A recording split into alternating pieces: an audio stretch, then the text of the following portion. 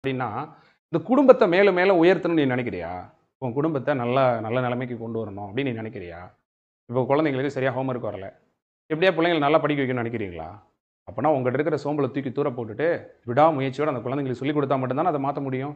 அதான் அவர் சொல்றாரு. குடியை குடியாக வேண்டுபவர். ஒரு குடும்பத்த குடும்பம்னு நினைக்கணும்.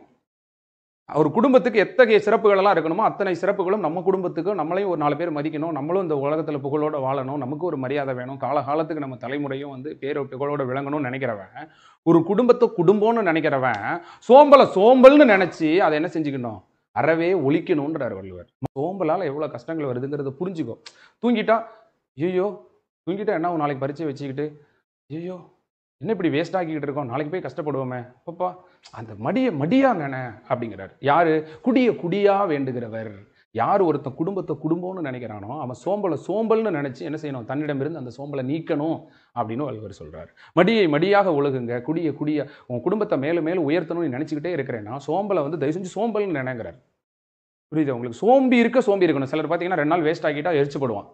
வேஸ்ட்டா போச்சு. அப்படிதான் நம்ம இருக்கணும். ஒரு நாள் வேஸ்ட் ஆயிடுச்சுன்னா, இன்னைக்கு நான் உண்மையிலேயே அதுதான். இன்னைக்கு ஒரு 3 கிளாஸ் எடுக்கணும்னு நெனச்சேன், எடுக்கல. ஒரு கிளாஸ் தான் எடுத்தேன். இது இன்னைக்கு ஒரு நாள் வேஸ்ட்டா போச்சே. சரி ரைட் இப்போ ஒண்ணும் கெட்டு போல. நைட்டு 10 மணிக்கு ஒரு லைவ போடு. 4 விஷயங்கள் 4 பேர்ட்ட சொல்லுவோம். அப்போ ஒரு மனசு ஓகே. அந்த சோம்பல வந்து அப்படியே இருந்துறக்கூடாது. மந்தமாக்க விடவே கூடாது அத. ஓடு, ஓடு, ஓடுன்னு ஓடிக்கிட்டே இருக்கணும். அதுதான் இதுல முக்கியமான விஷயம்.